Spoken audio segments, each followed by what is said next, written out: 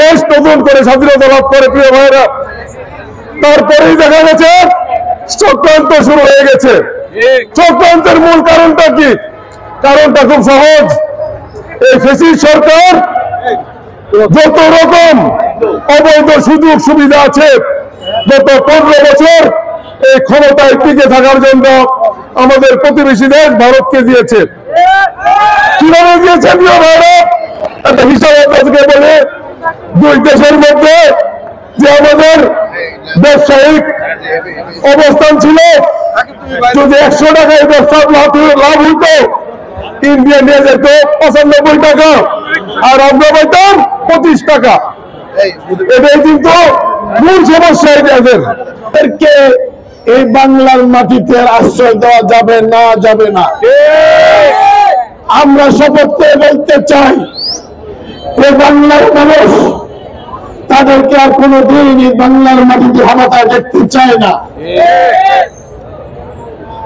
আইন আমাদেরকে এই বাংলাদেশের জমিনে যে পরিমাণ অত্যাচার করেছে, যে আন্দোলন দিয়েছে, ইসলামী মূল্যবোধের দলদেরকে যে অত্যাচার করেছে, আগামী 100 বছরের মতো এই কুলাঙ্গারের দল ক্ষমতায় আসার কোন সুযোগ নাই। হিন্দুদের সাথে আমাদের এই যে সম্প্রীতি সৌহার্দ্য, এটা বাংলাদেশের হাজার বছরের ইতিহাস।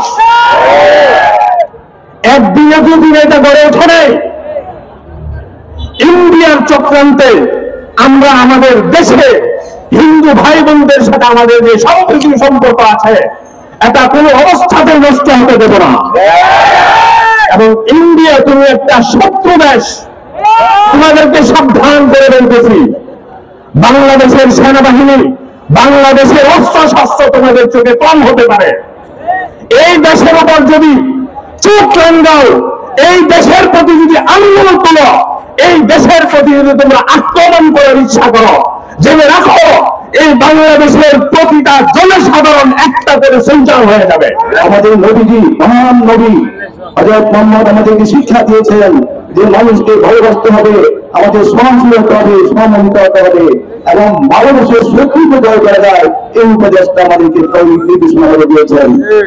আসুন না আমরা সবাই নবীজির এই আদর্শ উপদেশ ও নির্দেশনা আমাদের প্রত্যেকটা মানুষের, প্রত্যেক জাতি নির্বিশেষে প্রত্যেকের মনে হৃদয়ে ধারণ করে আমরা এই দেশটাকে শান্তি পথে, আমরা এই দেশটাকে সন্ত্রাসমুক্ত এবং বিশৃঙ্খলামুক্ত অসাংবিধানিক সুখী সমৃদ্ধ বাংলাদেশ গড়ে তুলি, এই প্রত্যাশা রেখে আপনাদের কাছে জামাত ইসলামীর পক্ষ থেকে একটি স্পষ্ট বাণী ইন্ডিয়াকে আমরা জানিয়ে দিতে চাই। ইন্ডিয়া, তুমি জেনে রাখো, এদেশের সন্তানরা যখন ঘুম থেকে উঠে আজানের দিনে শুনে আল্লাহু আকবার দিনে শুনে ঘুম থেকে জাগ্রত হয়, এদেশের মুসলমানের সন্তানরা যখন রাত্রে ঘুমাতে যায় আল্লাহু আকবার বাণীর মাধ্যমে তারা ঘুমিয়ে যায়।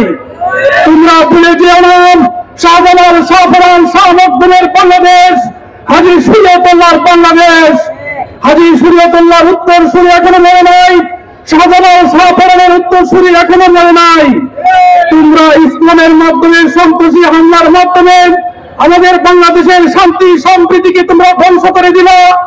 এদেশের আমাদের সাথে যারা হিন্দু ভাইরা যারা অবস্থান করে অত্যন্ত ভালো মানুষ, তারা তাদের সাথে আমাদেরকে দাঙ্গা লাগাই দিয়ে বা তাদের সাথে ঝগড়া লাগাই দিয়া, তাদের সাথে ঝগড়া লাগিয়ে দিয়ে আমাদেরকে তোমরা প্রলম্বিত করে দিবা, আমাদের অস্তিত্বকে তোমরা নষ্ট করে দিবা, এই সুযোগ তোমাদেরকে দেওয়া হবে না।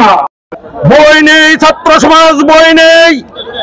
আগামীকাল আসরের পরে মুফতি সৈয়দ মোহাম্মদ ফয়জুল করিম সাহেব বৈরবে আসতেছেন। দেখছেন যে কিভাবে হিন্দু এবং উগ্রবাদী যারা আছে তারা কিভাবে আক্রমণ করেছে, পতাকা পুড়িয়েছে এবং ভাঙচুর করেছে। আমরা ইন্ডিয়াকে বলতে চাই যে বাংলাদেশ নিয়ে যদি বেশি বাড়াবাড়ি করেন, বাংলাদেশে অতীত ইতিহাস আছে। আপনারা জানেন 52 সালে আমরা ভাষার জন্য শহীদ হয়েছি, 71 সালে আমরা স্বাধীনতা পেয়েছি, 90-এর গণঅভ্যুত্থান আপনারা দেখেছেন, আপনারা 2024 সালে গণঅভ্যুত্থান দেখেছেন। বাংলাদেশের বীর জাতি হার মানবে না।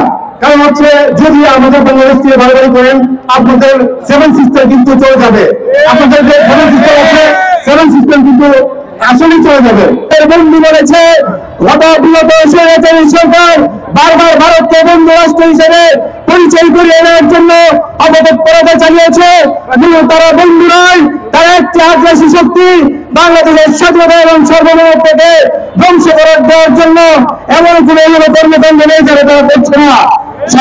সাথী বন্ধুগণ, আজকে দেশ মাতৃকার পরে আজকে হিন্দু বৌদ্ধ খ্রিস্টান এবং মুসলিম নির্বিশেষে আমরা যেভাবে 47-এ আমরা ব্রিটিশদেরকে তাড়িয়েছিলাম, বাংলার ভাষা আন্দোলনে আমরা আমাদের ভাষার অধিকারকে আমরা আদায় করেছিলাম। 1971 সালে আমরা সেই স্বৈরাচারকে পতন ঘটিয়েছিলাম।